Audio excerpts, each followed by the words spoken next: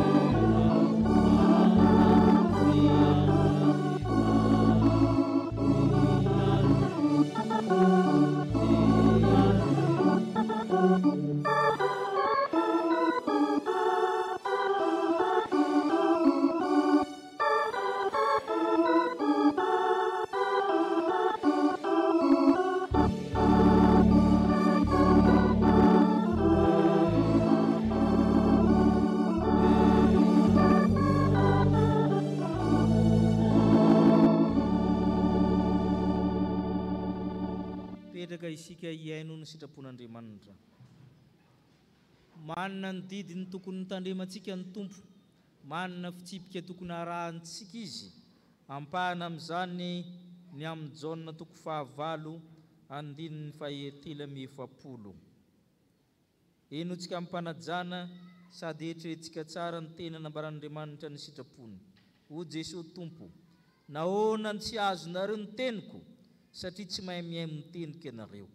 Ianareo dia avy amin'ny devoly rainareo, ka izay sitraky ny rainareo ny tianareo atao. Izy dia mpamono olona hatramin'ny voalohany, ary tsy mitoetra amin'ny marina, sady tsy misy marina ho aminy.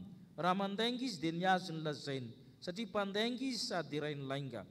Fa satria milaza ny marina dia tsy nohonareo. Izy aminareo moa no mampiseho aho manota. Raha ny marina ny lazaiko, nahoana ianareo ny tsy mino aho? Izay avy amin'Andriamanitra dia mihay amin'ny tenin'Andriamanitra. Izaho no tsy hay nohonareo, satria tsy mba avy amin'Andriamanitra ianareo. Sambatra ny maitsi lalana izay mandeha araka lalàn'i Jehovah. Sambatra izay amin'ny tany ny fiainombelony ka mitady azy amin'ny fomba rehetra. Amen. Tsy nahatanteraka izany didin'ny Tompo izany isika, ndeha isika hivavaka hanetri-tena hifoneona hatrehany.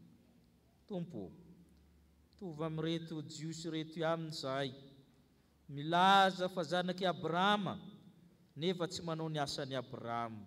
I Abrahama tsy nangalatra, tsy namono olona, tsy mpandainga, nefa dia milaza zanaky Abrahama. Izay koa dia milaza tena zanaky Abrahama, nefa tsy manana ny toetrany Abrahama. Mamindraha fo aminay Tompo, mamela amin'ny elokay, izay mahatonga anay tsy mahazo lazay ny tenin'Andriamanitra, fa mihay amin'ny tenin'ny devoly ka mitady ho lasa ho zanaky ny devoly. Devoly izay mpandainga hatramin'ny voalohany mpangalatra ny mpamono olona. Mamindraha fo aminay Tompo, mba tsy ho lasa zanaky ny devoly izay. Tsy miandany amin'izay marina izay, fa miandany amin'ny tsy marina mandrakariva.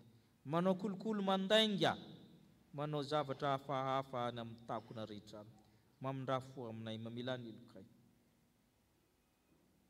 Mamindraha fo aminay fa tsy nahay amin'ny teninao izay, satria izay avy amin'Andriamanitra ihany mahay mitenina. Avy aiza moa izay Tompo, matahotra izay raha maly an'izany. Metezana dio anay mba ho tena avy amin'Andriamanitra tokoa izay ka hay miteninao. Betsaka tsy nahatanteraka anay na tamin'ny fiteny, na tamin'ny natao, na tamin'ny eritreritra. Sasao madio izay efa kely ka diovy ny fonaim-pahampahotana, na tany am-piasana, natao amin'ny tokantrano, na tamin'ny fiarahana amin'ny namana, na tany am-pianarana, hita fa petipetinoto izay, ary olona tsy nahazo, tsy nandray ny tenin'Andriamanitra. Sasao madio izay efa kely ka diovy ny fonaim-pahampahotana, noho ny amin'ny anaran'i Jesosy Kristy irery aminy. Amen.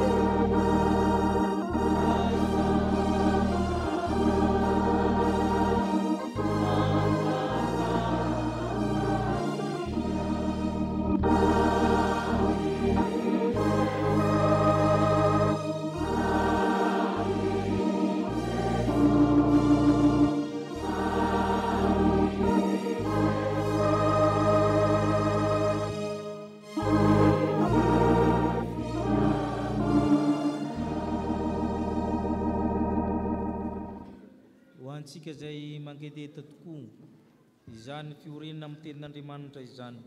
Nitsangana indray ny teny soamafaly fa mafany fahotantsika izy. Hoy ny Tompo aminao: mitadiavy an Jehovah dia ny mbola hita izy, miantsoa azy dia ny mbola akaiky izy. Aoka ny ratsy fanahy hiala amin'ny lalany, ary ny tsy marina afony heviny, ary aoka verina ho amin'ny Tompo ireo fa hamindra fo amin'izy. Eny ho Andriamantsika fa hamela heloka dia hamela heloka tokoa izy. Noho izany ravana dia voavela sy voafafa avokoa ny fahotanareo ny amin'ny anaran'i Kristy Tompo, samia mideran'ny Tompo ianareo.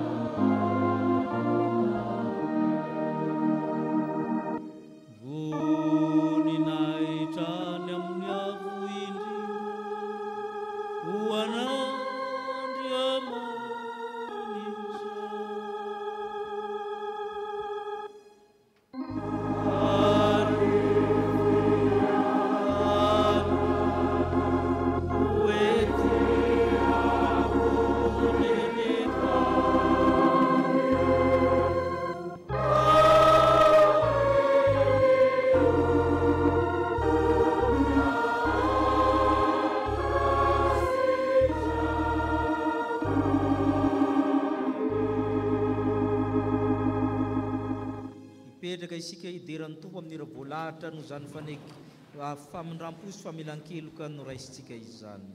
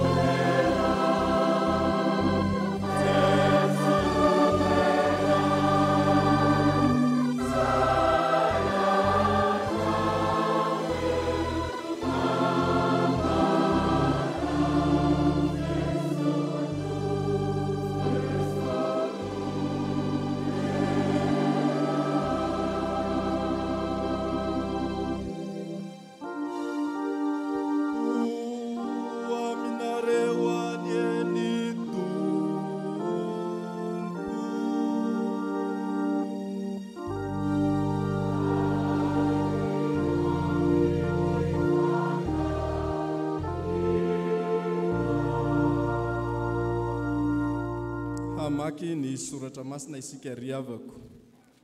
Ny Nehemia toko fahavalo ny andininy voalohany, Nehemia toko fahasivy ny andininy voalohany ka hatramin'ny fahavalo. Nehemia toko fahasivy ny andininy voalohany ka hatramin'ny andininy fahavalo. Vakina amin'ny anaran'ny Tompo. Ary tamin'ny andro fahaefatra amby roapolo tamin'izany volana izany dia niangona ny zanak'Israely sady ny fadianina no samy nitafy lamba fisaonana sy ny ostany dia niavaka tamin'ny olona hafa firenena rehetra ny taranak'Israely ary nitsangana ka niaiky ny fahotany sy ny eloky ny razany ary nitsangana teo amin'ny fitoerany avy izy dia namaky ny teny tao am-bokin'ny lalàny Jehovah Andriamaniny tamin'ny ampahefatry ny andro ary tamin'ny ampahefatry ny andro koa dia nitsotra sy niankohaka teo anatrehan'i Jehovah Andriamaniny izy ary Jesua sy Bany sy Kadmiela sy Sebania sy Boni sy Serebia sy Bany ary Kenan dia nitsangana teo ambonin'ny lampiazon'ny Levita ka nitaraina mafy tamin'i Jehovah Andriamaniny ary hoy ny Levita dia Jesua sy Kadmiela sy Bany sy Asbania sy Serbia sy Odia sy Sebania ary Petaia mitsangana ka misaorana Jehovah Andriamanitrareo mandrakizay ary isaorana ny anaranao malaza izay voasandratra ambonin'ny fisaorana sy ny fiderana rehetra. Ianao dia ianao irery no Jehovah. Ianao no nanao lanitra dia ny lanitry ny lanitra mba amin'izay rehetra any aminy, ny tany sy izay rehetra eo aminy, ny ranomasina sy izay rehetra eo aminy, ary ianao no mamelona azy rehetra. Ary ireo maro any an-danitra samy miankohaka eo anatrehanao. Ianao ny Jehovah Andriamanitra izay nifidy an'i Abrahama ka nitondra azy nivoaka avy tany oran'ny Kaldiana sady nanao ny anarany hoe Abrahama. Ary ianao nahita ny fony fa nahatoky teo anatrehanao ka dia nanao ilay fanekena taminy hanome ny tany Kananita sy ny Etita sy ny Amorita sy ny Perizita sy ny Jebusita ary ny Girgasita ho an'ny taranany. Ary efa nahatanteraka ny teninao ianao satria marina ianao. Toizantsika atao amin'ny epistily voalohany nosoratan'i Paoly ho an'ny Tesalonianina. Epistily voalohany nosoratan'i Paoly ho an'ny Tesalonianina, toko 2 ka ny 7:17 ka hatramin'ny 9:20. Ny Tesalonianina voalohany toko 2 ny 7:17 ka hatramin'ny 9:20. Ary noho izany izahay koa dia tsy mitsahatra misaotra an'Andriamanitra satria rehefa nandray ny tenin'Andriamanitra izay nitorianay ianareo dia tsy niraisinareo tenin'olona fa araka izay marina dia ny tenin'Andriamanitra izay miasa ao anatinareo izay mino koa. Fa ianareo rahalahy dia efa tahaka ny fiangonan'Andriamanitra any Jodia izay ao amin'ny Kristy Jesosy. Fa ny nanjoanareo no nataon'ny iray firenena aminareo dia sahala amin'ny nanjoa ireo koa no nataon'ny Jiosy taminy, izay namono an'i Jesosy Tompo sy ny mpaminany koa ary nandroaka anay sady tsy manao sitrapon'Andriamanitra ary manohitra ny olona rehetra ka mandrara anay tsy hitory amin'ny jentilisa mba tsy hamonjena ireny mba hameno ny fahotany tenany mandrakariva. Kanjo efa niaran'ny fahatezerana hatramin'ny farany izy. Faranantsika ny famakinan'ny soratra masina ao amin'ny filazantsara Jesosy Kristy Tompo araka ny Mateo toko 7:20 ny 7:70 ka hatramin'ny 2:50. Mateo toko 7:20 ny 7:70 ka hatramin'ny 2:50. Andeha hovakitsika eo am-pitsanganana izany riavako. Ary koa ny fanjakan'ny lanitra dia tahaka ny harato-tariana izay nalatsaka tao amin'ny ranomasina ka nahavorin'ny samy hafa karazana rehetra. Ary rehefa feno izany dia notariana ho eny an-tanety dia nipetraka ny olona ka nifantana ny tsara hataony ao an-karona fa ny ratsy nariny. Dia tahaka izany no atao amin'ny fahataperan'izao tontolo izao. Ivoaka ny anjely ka hanavaka ny ratsy fanahy hisaraka amin'ny marina. Dia atsipiny any amin'ny fandoroana lehibe mirehetra afo izy. Any no isy ny fitomanina sy ny fikotroanify. Efa azonareo va izany rehetra izany? Hoy ireo taminy, eny. dia hoy izy taminy: koa amin'izany ary ny mpanorandalàna rehetra izay nampianarina ho amin'ny fanjakan'ny lanitra dia samy tahaka ny tompontrano izay mamoaka avy amin'ny firaketany zava-baovao sy ela. Amen. Ray masino manamasinanay amin'ny fahamarinana, ny teninao ny fahamarinana. Amen.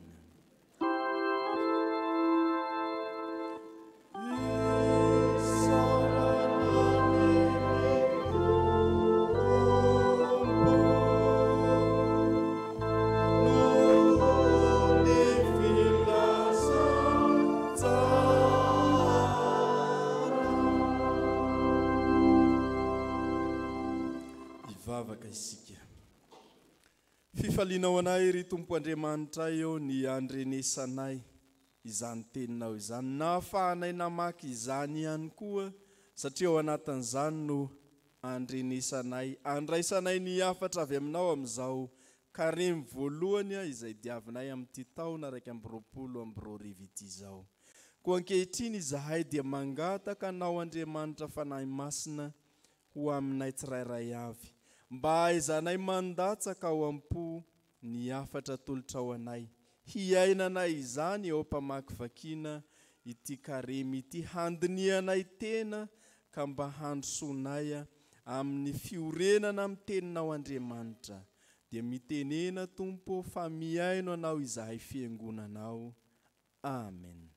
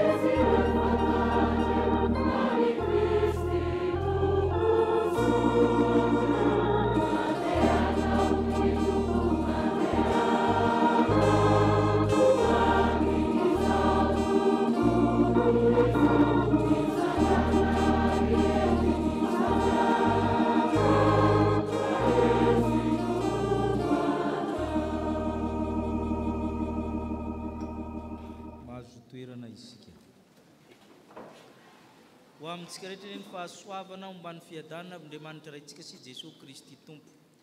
Nehemia 7. Ny bokin'ny Ezra sy Nehemia dia boky mifampitohy. Babo tany Babilôna ny zanak'Isiraely nandritra ny 70 taona.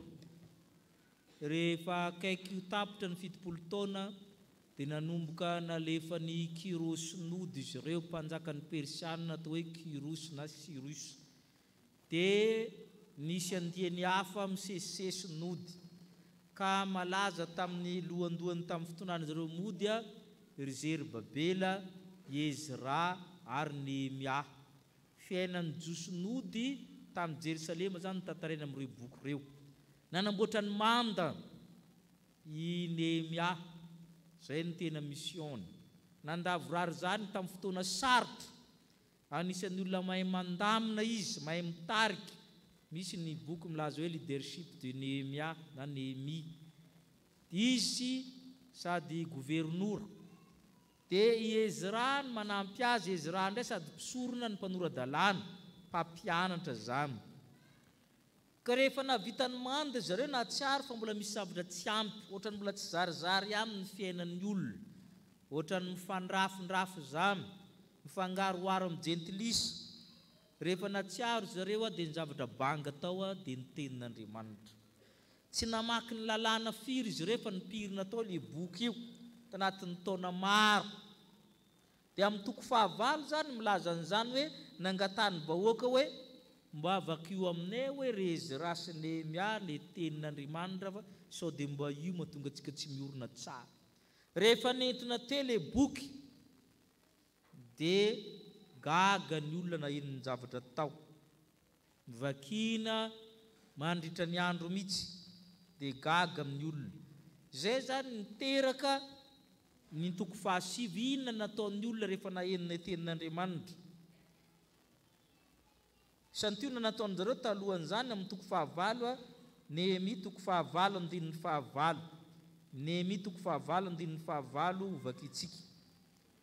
Dia nyvakiny mazava dia nytao amin'ny boky ny lalan'Andriamanitra, sady no hazavainy tsara ny heviny ka dia azony olona tsara ny teny vakiny. Zay no nataon'ny zareo tao amin'ny fivavahana zany, zay no tsy ampy. Every zareo vitany manao fanapitra fotsiny izy ity, fa no vakina mazava ny tenin'Andriamanitra, no hazavaina tsara ny heviny dia azony olona tsara. Eo zany miditra amin'ny toko fahasivy. Inona ny tsapan'ny olona rehefa nahazo ny tenin'Andriamanitra izy? Ny orona ry zareo. Inona ny nampiorina azy? Zavatra roa ihany no resantsika amin'izany. Ny vahoaka rehefa nahazo ny tenin'Andriamanitra nandray izany ny orona dia nanaiky fa masina ny tenin'Andriamanitra, nanaiky ny fahamasina ny tenin'Andriamanitra izy zareo. Hoe izy zavatra masina be, fa nampirimitsika nitsoniavitsika. Dia vakitsika amin'izay ny Nehemia toko fahasivy andininy voalohany hatramin'ny fahatelo, andininy voalohany hatramin'ny fahatelo vakitsika. Ary tamin'ny andro fahaefatra amby roapolo dia niangona ny zanak'Israely sady ny fady aminy ny tavavoso sy ny osita, dia niavaka tamin'ny alaam-pampirirana rehetra ny taminy, ka nitsangana ka niaiky ny fahotany sy ny helokon'ny rary, ary nitsangana teo amin'ny fitoerany avy dia manaty ny lalàn'i Jehovah Andriamanitra tamin'ny ampahefatry ny rano, ary ny ampahefatry ny rano kosa dia nitsotra sy ny ankohoka teo natrehan'i Jehovah Andriamanitra izy. Zany nataon'ny olona rehefa nahazo ilay tenin'Andriamanitra, niaiky fa masina ny tenin'Andriamanitra ka mila fanetrentena, ny fady aminy izy, ny tafy lamba fisaonana izy, ny ositra tany izy. Ireo rehetrareo dia zavatra fanaontsika amin'ny vanim-potoanan'ny karena. Fady aminy, ao ny mifady matavy, ao ny mifady anina mihitsy, fa ny tena fifadiana dia mifady ny ratsy. Tsisy dikany zany raha mifady anina nefa tsy mifady ny ratsy. Ny hoe mitafy lamba fisaonana mijosy dia mitafy lamba malailay. Zareo zany rehefa misaona tsy toantsika hoe manao mentina tahaka an'izany na fotsy, fa lamba malailay vidina mihitsy izy io na amboarina. Atsarovanao zany fa mangidy le fiainana. Dia miositra tany, io naviany hoe miositra lavenina ty ariana ty. Izay zany natao nanetry tena zareo, miala amin'ny olon-dratsy koa, niala koa zareo tamin'ilay olona tsy mivavaka tao, le gentilisa tao, andininy faharoa zany. Niavaka izy. Rehefa mahazo ny tenin'Andriamanitra zany tokony miavaka ny zanak'Andriamanitra sy ny tsy zanak'Andriamanitra. Nitsangana niaiky ny fahotany sy ny heloko ny razana, misy fibebahana koa natao. Ary io fibebahana io hafa io. Tsika rehefa mibebaka dia ho antsika sy ny zanantsika ihany, fa tsy mahatsiarina ny ray aman-drenitsika. Ary iny tsy mampandroso ny firenena. Fa reto jiosy reto nivavaka ho an'ny razana. Ny olona zany rehefa maheno tenin'Andriamanitra tsy mandinika amin'ny teninao, fa inona moa nataon'ny ray aman-dreny. Ireo ray aman-drenitsika reo na ara-pinoana, na ara-drazana, ara-pianakaviana dia nisy zavatra tsy manjary nataony. Misy ny tsara nataony fa misy ratsy koa nataony. Zay mahatonga antsika mieritreritra hatramin'ny androna Damasieva, zay natao hoe fahotanan'olovana.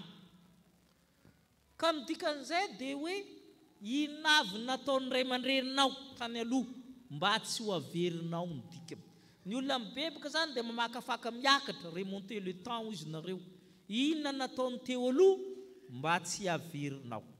Ny faratsiana, ny tsara ho tohizana, fa ny ratsy mba mijanona hatreo aminao. Fa raha tazominao iny ho tohizany zanakao koa. Misy karazan'olona mpanakorota-piangonana foana ny spécialité-n'izy mianakavy mifampitohitohy. Misy mpangalatra ray lavaka zareo mianakavy. Dia efa zay zany. Zay le tenenina eto hoe niaiky ny fahotany sy ny heloko ny razana. Izy dia mora lovaina le adalana nataon'ny ray aman-dreny. ny tsara sarotra lovaina fa ny ratsy mora lovaina. No ratsy io mora lovaina io. Ary na dia miezaka renao misy anankiray zay miara-mianatra aminay le zalahy io, rehefa mafana ny andro dizina izy ampianarana io. Fa manirina entina amin'ny dokotera zany izy. Izy io zany efa misy suitin'le alcool amin'ny ray aman-dreniny any zany anatin'ny rano izy mbola kely asana izy transformation na inona, fa izy dia dizidizina ho azy rehefa mafana ny andro. Nisy zavatra be dia be tsy manjary mora lovaina avy amin'ny ray aman-dreny. Rehefa mahatsiaro anao masina amin'ny tenin'Andriamanitra dia mieritreritra an'izany tahaka ny reto jiosy reto. Ary famasinany tenin'Andriamanitra dia amin'ny didiny fahatelo mitsangana amin'ny fitoerany mamaky teny. Tsy vao androany zany io famakiana teny io. Io zany dia misy tsika zany tiakony misy farafahakeliny amin'ny fanajana ny tenin'Andriamanitra. Itsika matetika faly manoratsoratra an'io any amin'ny tranontsika, any amin'ny fiara sy ny sisa feno tenin'Andriamanitra, fa manindrentsika hoe zavatra masina be izy ireny. Ny endriky ny fiangonana dia manazava ny fahamasina ny tenin'Andriamanitra. Zay no mahatonga ny Baiboly eo milaza amintsika ny fahamasina ny tenin'Andriamanitra. Tsisy zavatra afaka lahatra amin'io afa-tsy zavatra mitovitovy aminy. Zay no mahatonga ny misy dikany tsirairay jiro manambara ny fanilon'ny tongotro sy fanazavana ny lalako ny teninao. Ny sakramenta dia tenin'Andriamanitra hita maso. Zay mahatonga antsika mampianatra mandrakariva indraindray na mandeha ambanivohitra misy tsy matakotra hoe le voninkazo io tsy miara-mipetraka amin'ny latabatra io, satria tsy manambara tenin'Andriamanitra io fa manambara ny voary. Zay mahatonga azy miala io, tsy fanao ny mametraka voninkazo amin'ny toerana misy ny Baiboly, fa miataka kely io satria tsy mitovy ny zavatra ambaran'io. Zay zany mahatonga le hoe io tenin'Andriamanitra io dia tokony inoantsika fa masina izy io. Misy zavatra roa zany masina mitovy amin'Andriamanitra, ny teminy sy ny anarana, tsy mitovy amintsika olombelona. Zay mahatonga antsika afaka miteny hoe ny teniko azo ariana fa ny tenako azo ariana, satria samy hafa ny tenintsika sy ny tenantsika, fa n'Andriamanitra ray ihany ireo. Ary zay mahabe fahotanantsika, arakaraky ny analaviranao ny teninao sy ny tenanao no habe ny fahotanao. Zay nge mahatonga le hoe hafa ny lazain'ny vava, hafa no anatin'ny fo. Azontsika ve le izy? Arakaraky ny alavitry ny elanelan'ny teninao sy ny tenanao no habe ny fahotanao. Fa ny tenin'Andriamanitra tsy misy elanelana aminy. Ny faharoa ny anaran'Andriamanitra. Ny anaran'Andriamanitra dia masina tahaka azy koa. Zay ny aviana aza manonona foana ny anaran'i Jehovah Andriamanitra. Zay mantonga ny raizan'Andriamanitra misy eo masinina neny anaranao. Ny anaran'Andriamanitra dia izy ihany. Ny anaran'Andriamanitra, ny tenin'Andriamanitra sy ny anarany dia zavatra masina satria izy ihany io. Rehefa mitondra ny anaran'Andriamanitra na mitondra ny tenin'Andriamanitra, sarotiny amin'ny anarana izy. Ary zay le resahana eto io tenin'Andriamanitra io zany dia masina. Ary zay no mahatonga amin'ny olona ary amin'ny dininy fahefitra nitsangana teo ambony lampy vaton'ny Levita. Matoa zany ny endriky soratra io misy pilipitra ty ambony ry, tsy fitiavana te lingilingy hoe lingilingy ary koa paster, fa le tenin'Andriamanitra no mampilingilingy. Fa misy dikany io amin'ny andininy fahefitra miteny hoe lampy azon'ny Levita. Tsy vao androany zany nasiana pilipitra ho amin'ny tenin'Andriamanitra. Amin'ny fiangonana tamin'ny réformation tena avo be mihitsy izy io, ary tanareo io bafla io eo mihitsy ny misy an'io. Zay ny klasika tamin'ny andron'ny klasisisme zany, ambony be mihitsy misy an'io. Amin'izay tsisy miteny hoe tsy mahita, fa taty aoriana zany nampidinina ambanimbany le izy zany ao anapin'io zany zay, satria fiangonana amin'ny tenin'Andriamanitra. Ka ny fanontaniana dia hoe tsika ve tena mahatsapa masina io?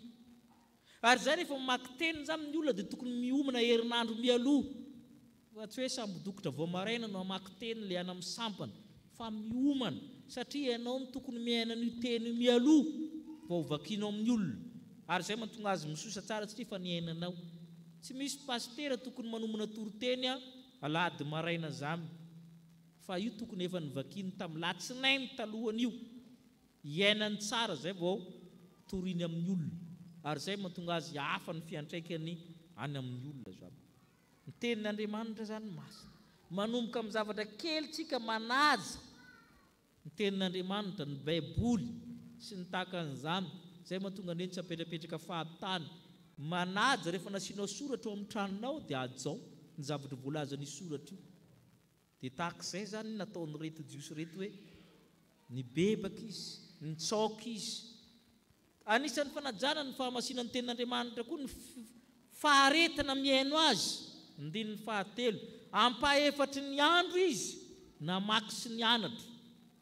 Ampaha-efatra ny andro zany raha 12 ora, 12 heures de temps, firy ny ampaha-efatra? 3 heures. Zay ianareo ve maharitra miaino toroteny adiny 3? Tsy dia mino an'izany. Zay ny mahatonga ny tenin'Andriamanitra atsofoka amin'ny zavatra rehetra mba tsy hanaovana azy adiny 3, manomboka amin'ny Salamo, fiarabana apostolika, anatin'ny vakiteny rahateo, anatin'ny batisa, anatin'ny toroteny, anatin'ny tsodrano, mba ho maromaro ny tenin'Andriamanitra amin'ny olona. Fa zareo reto nanao adiny 3 ny haino azy, dia adiny 3 naneo fanajana azy. Izy ampaha-efana anankiroa ao. Zany hoe farafahakeliny zany ataontsika amin'ny fiainana. Ary ny tenin'Andriamanitra koa zany mila mivavaka. Zao jerentsika ny toko 9 andininy 9 eo ankilany eo nataon'ny zareo rehefa namaky ny tenin'Andriamanitra. Zay nge mahatonga ny liturjia zany sabotra mandeha ho azy efa niainany Jiosy hatrany ela be fa tsy hoe foroporonina. Nehemia toko 9 andininy 9 vakitsika. Ary Ezra nisaotra ny Jehovah Andriamanitra lehibe. Ary ny olona rehetra nanandran-tany nakanamaly hoe amen, amen. Dia niondrika izy sady niankoka tamin'ny teo natreo. Izay natao hoe liturjia. Izay no manahirana ny fiangonana hafa teraka taty aoriana tsy manao liturjia. Misy antony ange io e. Fanajana amin'ny tenin'Andriamanitra, tsy ny foroporontsika ireo. Fa tsy hoe fitiavana anao akanjo fotsiny na fitiavana te handandahatra zavatra. Fa matetika manko ny olona tsy manadiady tantara tanaloha fa tonga dia mamorona fiangonana fotsiny dia tsisy ninninina eo. Tsy ampy ny endrika fanajana ny fahamasinan'ny tenin'Andriamanitra. Ny fahamasinan'ny tenin'Andriamanitra daholo mahatonga antsika rehetra manamboatra sono, manao an'izao mijery ny rehetrarehetra mba hahatonga amin'ny olona iaina zany fahamasinan'ny tenin'Andriamanitra zany, fa tsy hoe mandeha ho azy akory. Ireto jiosy reto rehefa niorona tamin'ny finoana dia nanaiky ny fahamasinan'ny tenin'Andriamanitra. Fa ny faharoa dia izao, manaiky ny fahatantera amin'ny tenin'Andriamanitra. Tsy maintsy tanteraka io fa tsy vitany hoe masina ihany. Ovakitsika ny andininy 9, Nehemia toko 7 andininy 9 vakitsika. Ianao nanao ny lanitra, dia ny lanitra ny lanitra, mba amin'izay rehetra ho aminy, ny tany sy izay rehetra ho aminy, ny ranomasina sy izay rehetra ho aminy. Ianao no mamelona azy rehetra, ary ireo maro anan-danitra samy miankoko eo anatrehana. Zay le fahatokina tao amin'ny jiosy zay. Ianao dia ianao rery ihany io Andriamanitra. Tenin'Andriamanitra manambara an'izany, ary tsy hanampahavalo mandrakizay Andriamanitra. Ianao dia pahary, tenin'Andriamanitra manambara an'izany, nahary ny lanitra, ny tany sy rehetra ho aminy, ny ranomasina. Tsy hitantsika maso Andriamanitra nanao an'izany, fa inoantsika noho ny teniny, izy nanao azy hiary azy izany. Ninninona zany fivoaran'ny siansy antsika dia manontany hoe na miteny hoe avy aiza ny olombelona avy amin'ny rajako izy ary nanao an'ilay atao voalohany, mbola tsisy valiny. Andriamanitra rehefa tsisy valiny. Niodina amin'ny tany fa izy nampiodina azy tamin'ny voalohany nanao ilay tsipiny tao. Andriamanitra zany dia kena fa miodina fa izy nanao azy. Zay le hoe tsy maintsy tanteraka amin'ny tenin'Andriamanitra.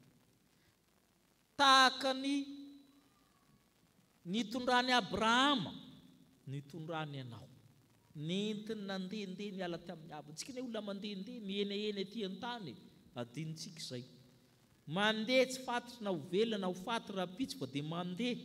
Tahaka izany koa i Abrahama. Tsy maintsy tanteraka ny fiarovany ianao.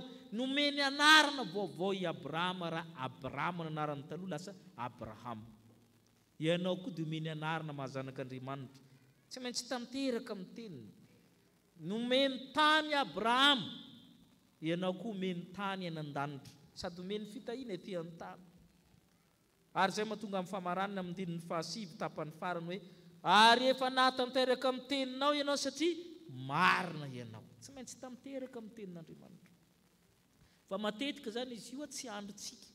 Ny fotoanantsika tsy fotoanan'Andriamanitra dia manjara-dinintsika. Maninona moa ratsy fanahy reto tsy mety maty? Maty 3:30 mamaly an'izany. Lenay manorosorantsika mahita ny olona tsy aninona ao am-piangonana na amin'ny fiarahamonina. Ny fanjakan'ny lanitra nay ho Jesosy tahaka ny arato tariny. Mahavory samy hafa karazana. Anaty arato zany raha latsaka ny arato tafiditra daholo na sokatra na amalina na trondroina samy hafa karazana. Mety tsy tianao daholo ny ao. Rehefa tarina an-tanety izy zay vao makaharona ny tsara atao anatin'ny arona dia ny ratsy ataoana arino izy. Zay ilay tenin'Andriamanitra.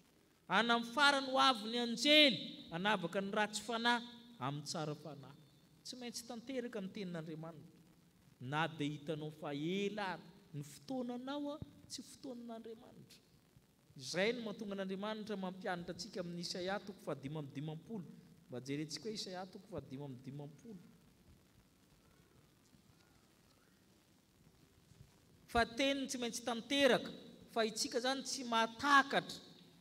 Isaia 5:50 andininy 9 ka hatramin'ny 1:10. Isaia 5:50 andininy 9 ka hatramin'ny 1:10. Vaky itsika ary.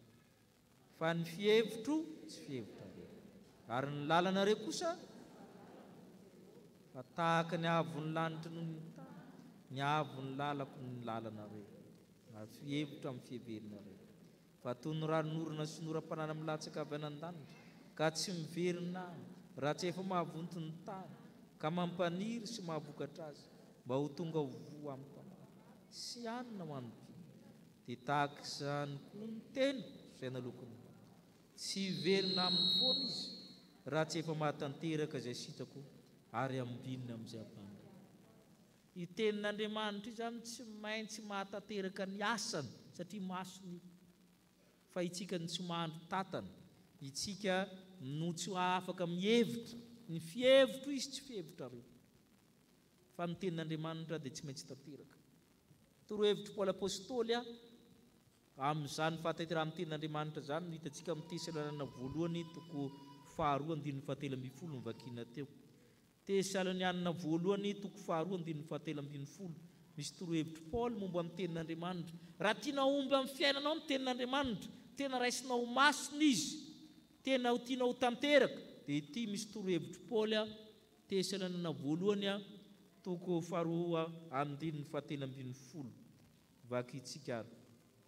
Ary noho izany izay dia tsy mitsahatra misaotra n'Andriamanitra, satria rehefa nandray ny tenin'Andriamanitra izay nitorainareo dia tsy noraisinareo tenin'ny olona fa arak'izay marina dia tenin'Andriamanitra izay miasa izay mino.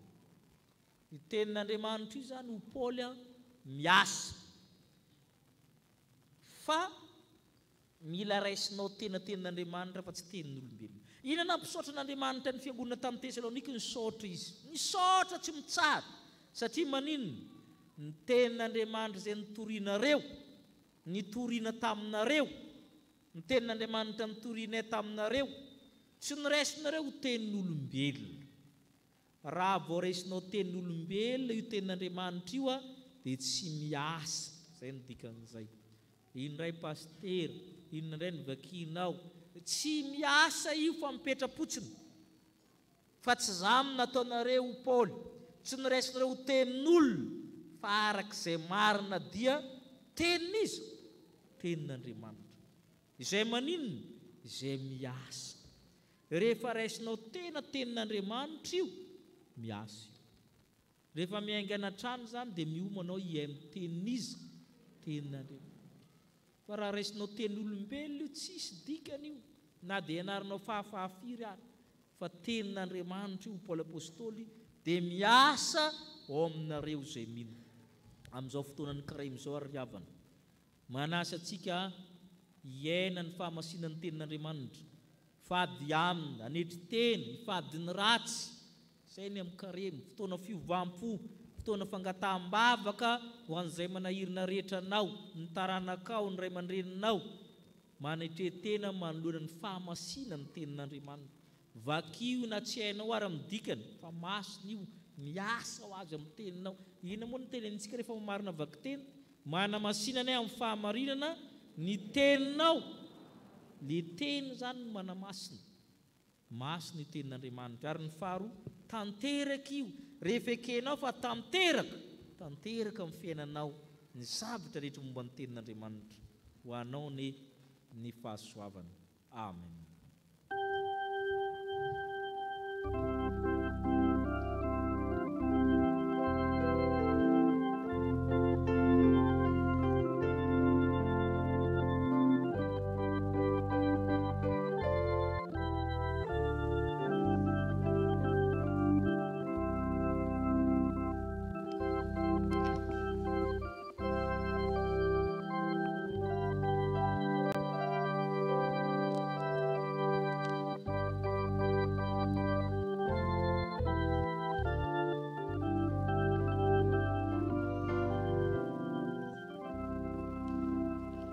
Setran'izany tenin'Andriamanitra nomeny antsika izany ry havana dia andeha hiombona amin'ny vavaka isika.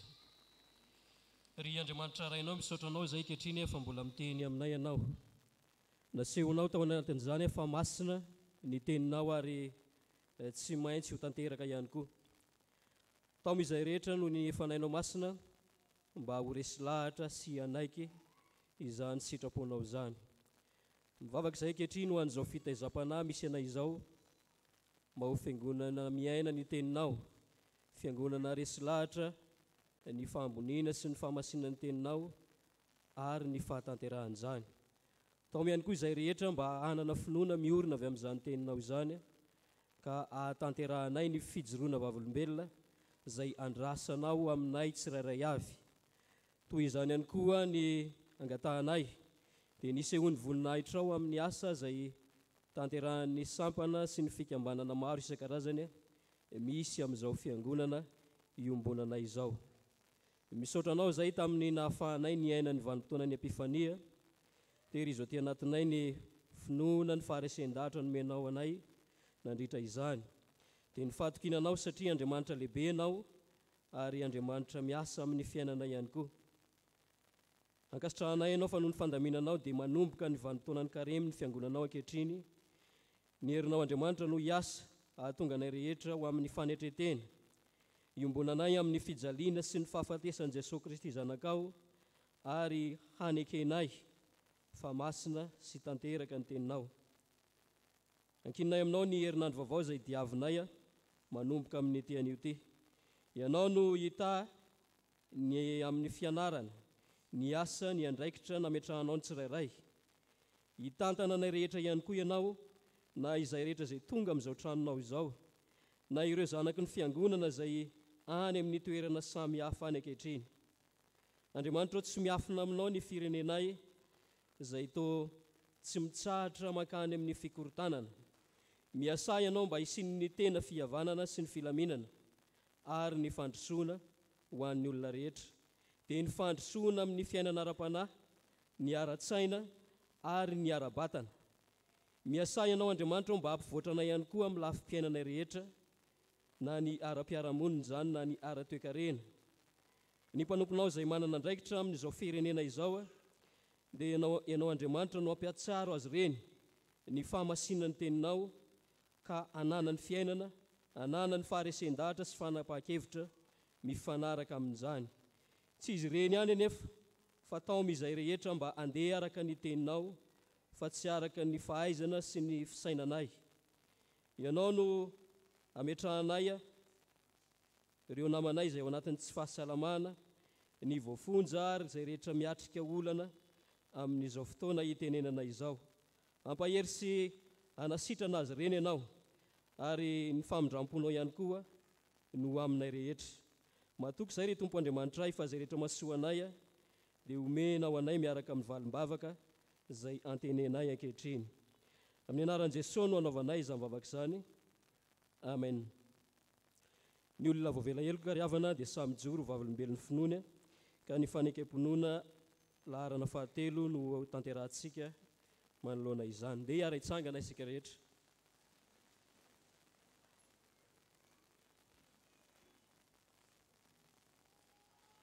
mino an'Andriamanitra tsy toa aho izay mpanao ny lanitra sy ny tany. Andriamanitra dia fanahy, Andriamanitra dia fitiavana, Andriamanitra dia manjaka tamin'ny taloha indrindra ka ho mandrakizay. Andriamanitra dia mampiseho ny fitiavany antsika, fa fony mbola mpanota isika, dia maty hamonjy antsika Kristy. Mino an'i Jesosy Kristy zanan'ilay tokana tompontsika aho, tonga izy tady sy hamonjy ny very. Izy ny lalana sy fahamarinana ary fiainana. Izy dia tsy miova omaly sy anio ary mandrakizay. Mino fanahy masina aho, izy no manambara ny fanahintsika fa zanak'Andriamanitra isika. Fanahy iray ihany no anaovam-batisantsika rehetra ho tena iray. Ny fandresena izay mandresy izao tontolo izao dia ny finoantsika. Tompo ampitombony finoanay. Amen. Manasa anareo ry havana hipetraka.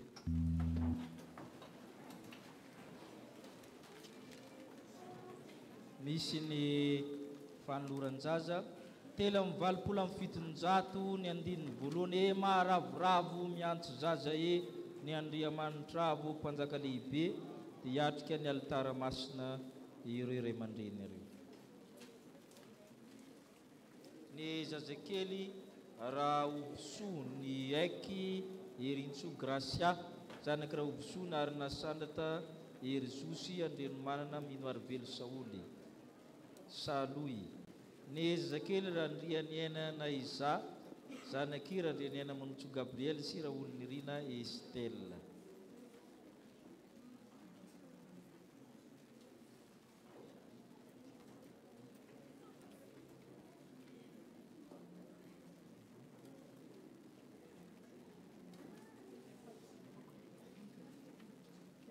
Tarinareo sekola lady le hira raha hainareo tsy maheko ny sekola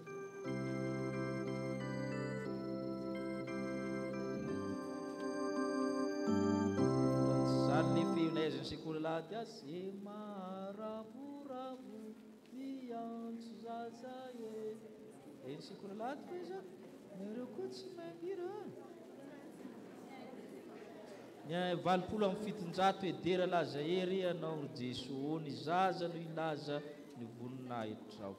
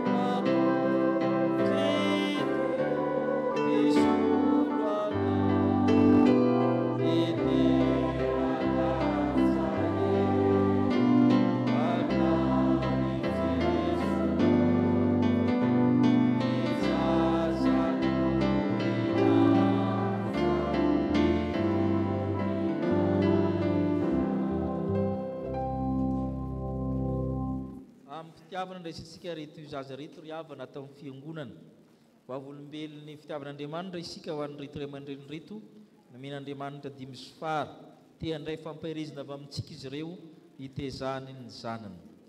Io soratra masina ianao nampivoaka ato ankibo nankinina taminao atrao am-boka hatranakibony reniko dia Andriamanitra ianao. Rehefa tapitra ny andro fidiovana araka lalan'i Mosesy dia nitondra azy niakatra tany Jerusalema izy mba ho atolotra ho an'ny Tompo. Koa dia atolotra ho an'i Jehovah izy eny amin'ny andro rehetra iainany dia voatolotra ho an'i Jehovah izy. Ivavaka isika. Misaotra anazy Tompo ny amin'ny fanolorany ray aman-dreny reto zaza reto natrehanao. Tsy miovy ianao na ny zanakao na ny fanahinao. Vavolombelony zany reto fianakaviana reto ka mimpifaliana amin'ny fiangonana. Ray eo ianao no miara-monina amin'izy ireo. Hanome mifanahy masina ka azoany hery kolokoloan'ny zaza. Ampatsaka ao amin'izy ireo ny fitiavana, ny fanantenana, ny finoana, atsapan'ny zaza fa tena tokantrano misy Andriamanitra izany tokantrano izany. Amasina amin'ny teninao izy ireo, tanterao amin'izy ireo ny teninao fa tsy andaona foy azy ireo ianao. Ka ankinao aminao izy ireo, avozy koa ny herinay fiangonana hitaiza ny taranaka rehetra eto amin'ity chapelle militaire ity naiza misy azy ireo. Zany ny angatany amin'ny Kristy ilay Andriamanitra tia zaza. Amen. Miarabanareo minarany fiangonana ento ireo zaza ireo tezao tsara hitombo fity, hitombo saina, handroso fity amin'Andriamanitra sy ny olona iomananareo ny sakramenta amin'ny fotoana mahamety. Amen.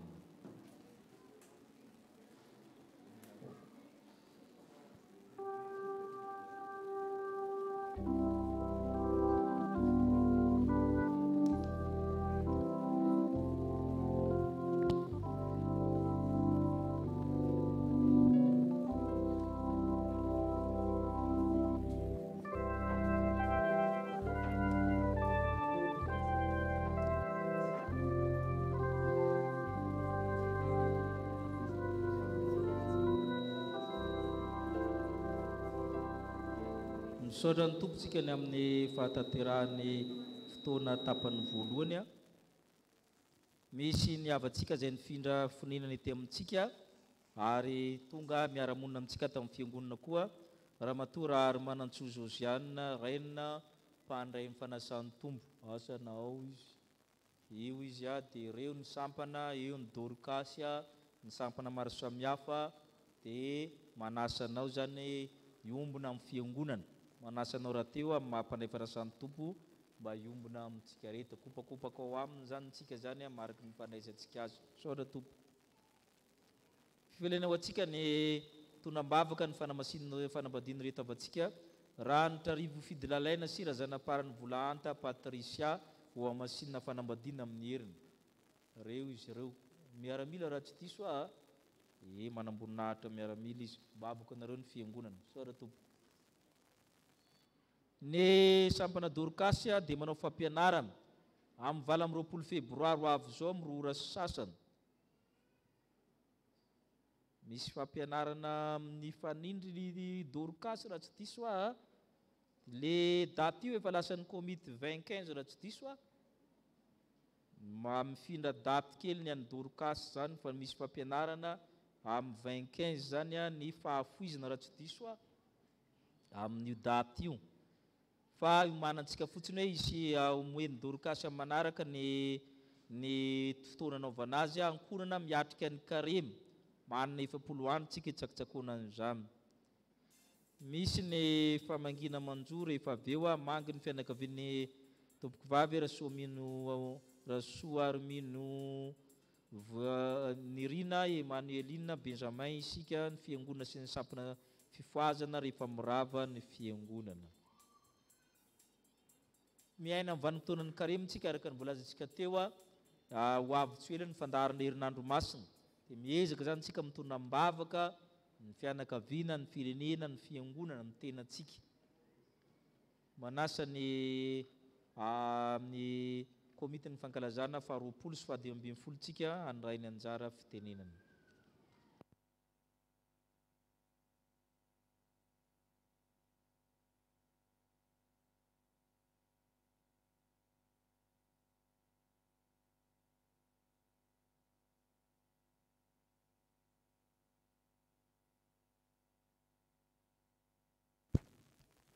Miarabantsika rehetra amin'ny anaran'ny tompo.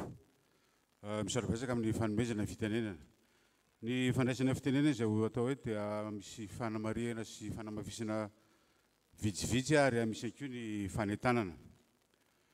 Ny voalohany an'izany dia mikasika ny fitaovana izay ilaina amin'ny fananganana ilay tsangam-bato izay ho tanterahantsika dia misy fanamariana kely tiana ho ampitaina. Mikasika ny briky. Ny briky zany amin'ny lafiny teknika raha ohatra ka briky samihafa no hoentsika hananganana ilay trano dia mety tsy ho tomomba manaraka ny tokony ilana azy ihany ilay trano izay hatsangana.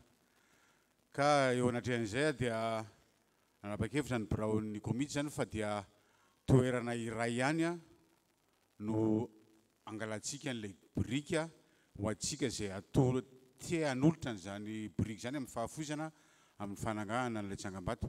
Ka ho antsika izay maneritreitra ny hanolotra briky zany dia manao ny fanolorana izy fa dia manantona ny biraon'ny komity izy mba ahafahana mandrindra sy mandamina mikasika n'ilay briky izay atolotritsika.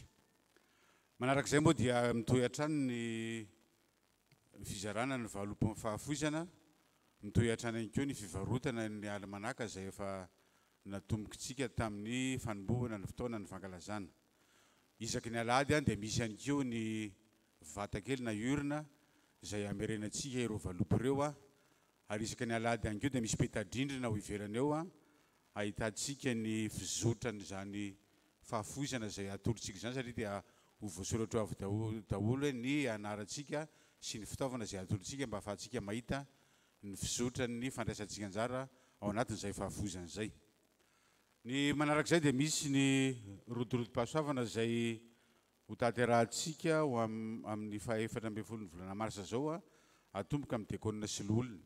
Ny fanamarina mikasika an'izy io dia tsy misy fetra-taona akory, tsy misy fetra-taona hoe diakonina sy loolona nandritra an'izao taona zay vao afaka misoratra anarana, fa afaka misoratra anarana isika rehetra rehefa mahatsiaro tena isika fa nahazo fahasoavana tao amin'ny na diakonina sy loolona, fa ilaina fotsiny le taona nanompontsika tamin'ny mahadiakonina sy loolona satria izay taona nanompoana izay no ho apetrakantsika ao anatin'ilay sertifika na mari-pakasitrahana izay ho atolotra ho antsika menakavy. Ka dia mbola mitoy zany ny fandraisana anarana ary ny famaranana ny fandraisana anarana ho antsika rehetra diakonina sy loolona zany dia amin'ny fahafitony volana marsa izao no fara fisoratana anarana mba ahafahana mandrina sy manomana ny zavatra rehetra tokony tanterahana amin'ny faha-efatra ambin'ny folo ny volana marsa io. Ary fara moa araka ny efa lazainy Ray aman-dreny-mpitandrana teo ihany dia misy ny fampianarana mikasika ny fahafoizana izay ho tanterantsika amin'ny herin'ny androany hariva. Raha ny tena marina tokony ny Ray aman-dreny-mpitandrana synôdaly no tokony hanomboka izay filohan'ny synôda fa noho ny fandaminana aloha dia ny Ray aman-dreny-mpitandrana zany nanomboka zany fampianarana zany, fampianarana fahafoizana amin'ny herin'ny androany hariva 18 febroary dia ho an'Andriamanitra reny ny voninahitra. Misaotra tompoko.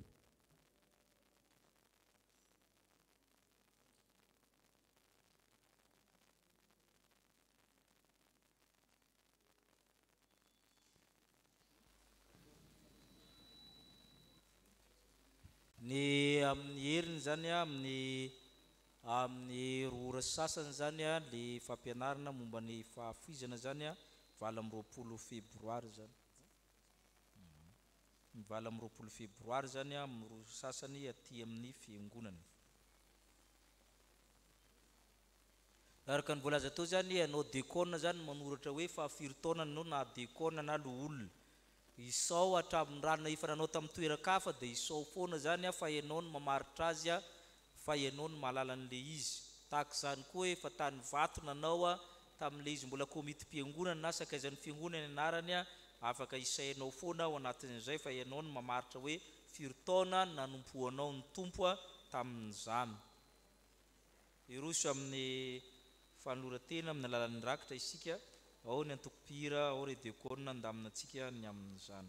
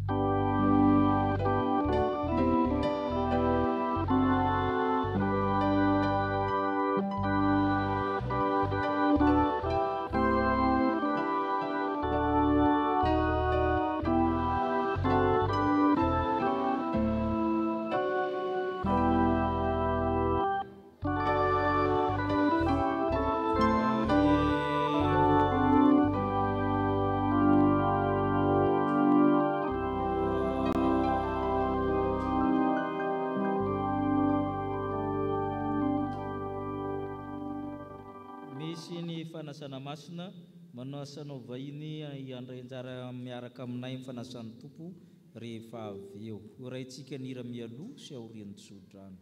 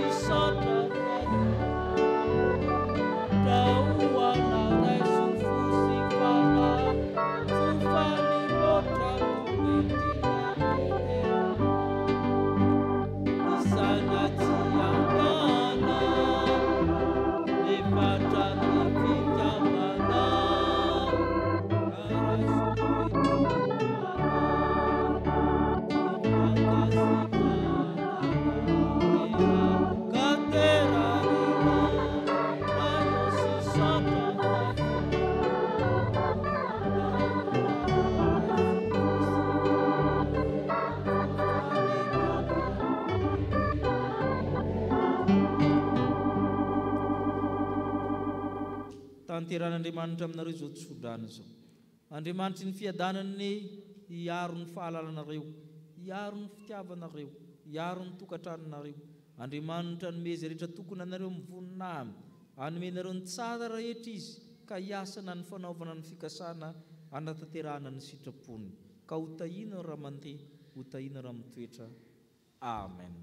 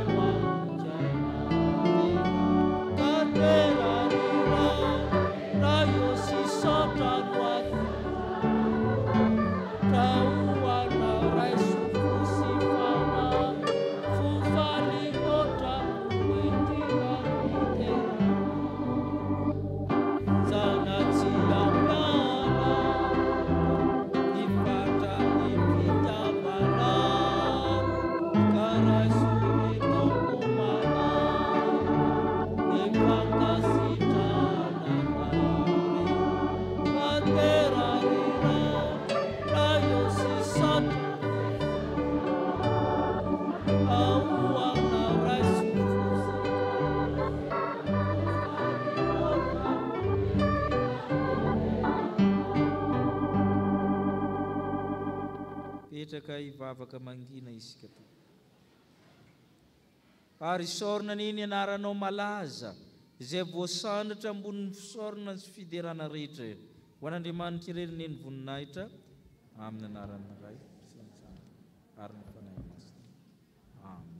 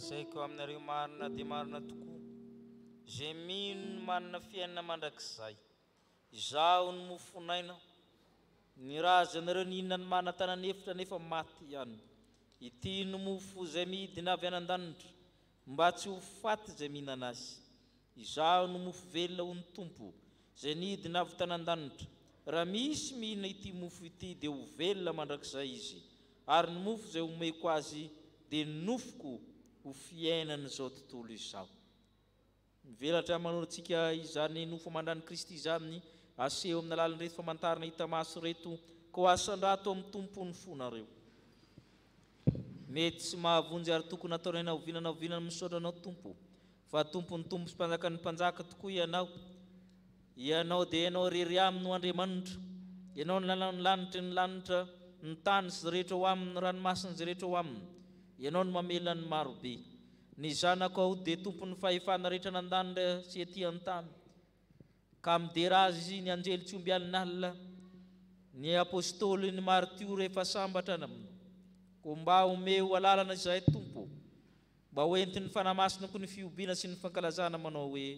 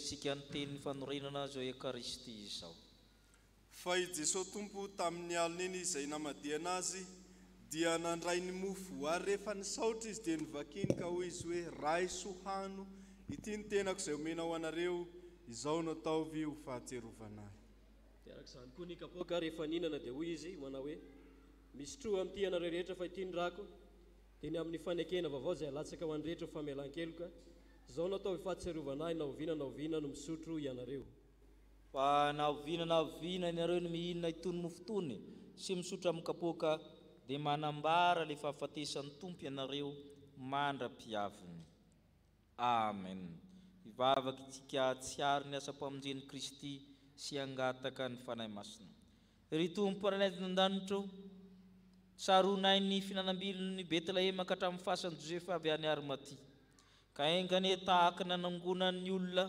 ny saloham-bary ny parika tanan-tsafa iny nangonanao amin'izao mofo zao no nangonanao ny mpino rehetra manerany tany engane tahaka ny sampam-boaloboka ny parika tanan-tsaha ny fiazana ho lasa divay no nangonanao ny zanak'Andriamanitra manerany tany kota izo sakramenta masina zao endry Kristy le tokona Kristy le tanteraka Kristy le nateny indray mandeha monjo anay teo miazo fijaliana ry tompo ranaizy nan-danitro oka hiasa ny fananao masina le mpanamasina le parakleto le mpananatra le mpamelona mba hanamasina anay sy ny sakramenta ko mianta aminao zay ry fanan'ny Kristy ry fanahy masina amasin'ny ny mofo manambara amin'ny tenan'ny Kristy amasin'ny torak'izany divay manambara ny rany Kristy fanao Andriamanitra kosa tanteraka amin'ny teny zanako amin'ny lalanao satria amin'ny alalan'ny Kristy sy miaraka amin'ny Kristy ho aminao Andriamanitra raitsy tokoa mba mifiraisina amin'ny fanahy masina ny laza sy ny voninahitra rehetra mandrakizay amen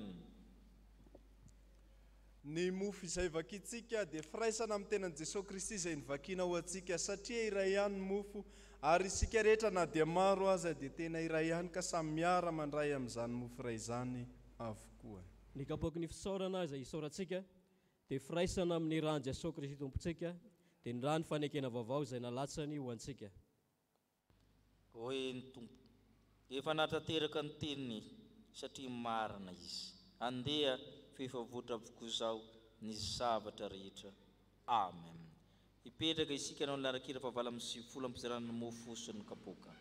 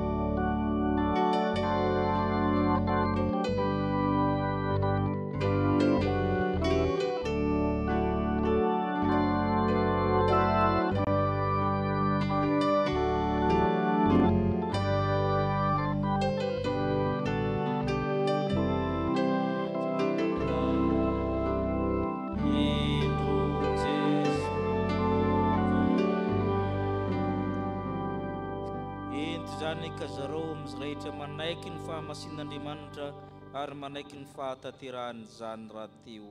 Amen.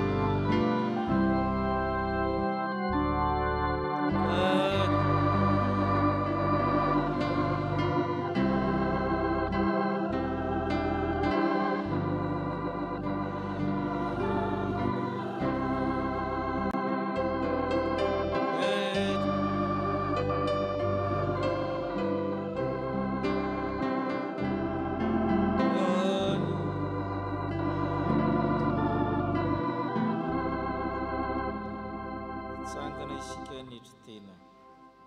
Oksika iombona amin'ny fanetretena manao hoe Tompo.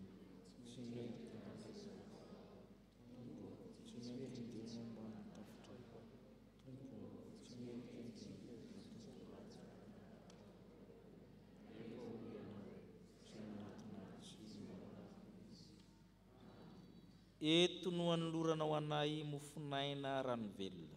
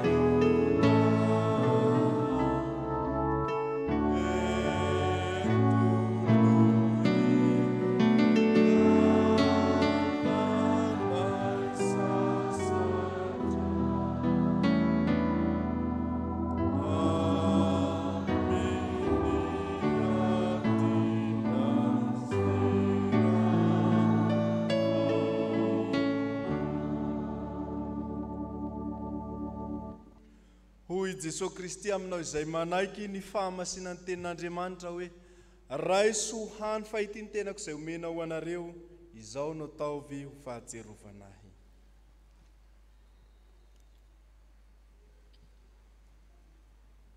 Raiso ny tenako ny teninao ary ny rako ho fiainana.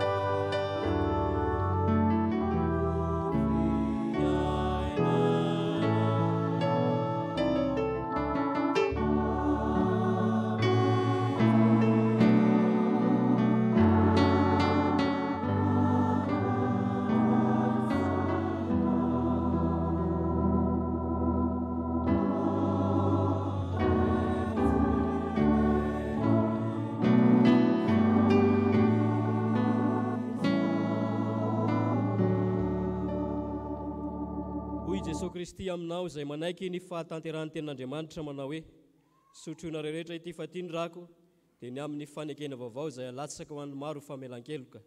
Izao no atao fahatsiarovanahy na oviana no misotro ianareo.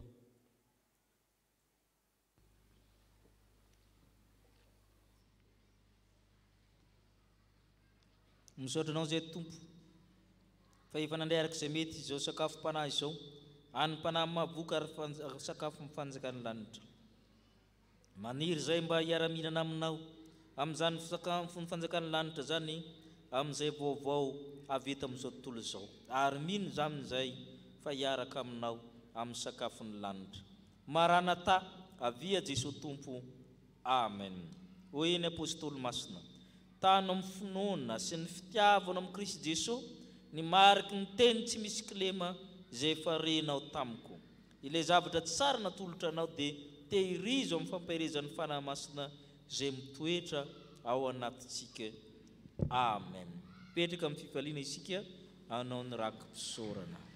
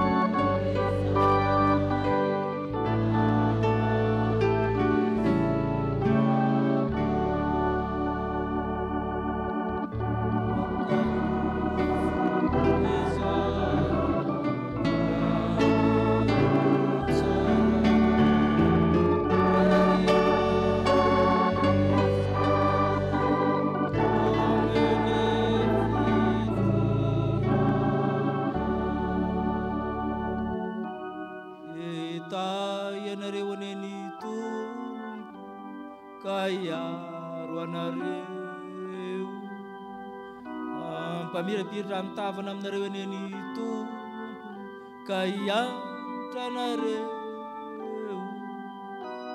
nanatra ny tavana aminareo eny tompo ka hanome anareo fiadanana.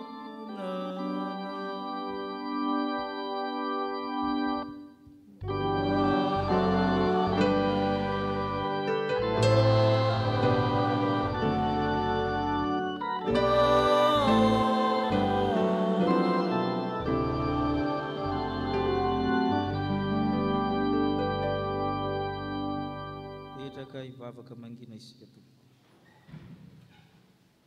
Ary noho izany zay koa dia tsy maintsy tsy mitsahatra misaotra an'Andriamanitra, satria rehefa nandray ny tenin'Andriamanitra izay nitoroinay ianareo dia tsy noraisinareo tenin'ny olona izany fa araka ny marina dia tenin'Andriamanitra izay miasa ao anatinareo izay mino koa. Ho an'Andriamanitra ireneny voninahitra amin'ny anaran'ny Ray sy ny Zanaka ary ny Fanahy Amin. Mandehana amin'ny fifalianareo, miala tsiny amin'ny feo ketsiketsiny amin'ny sisan'ny tazo, miala tsiny.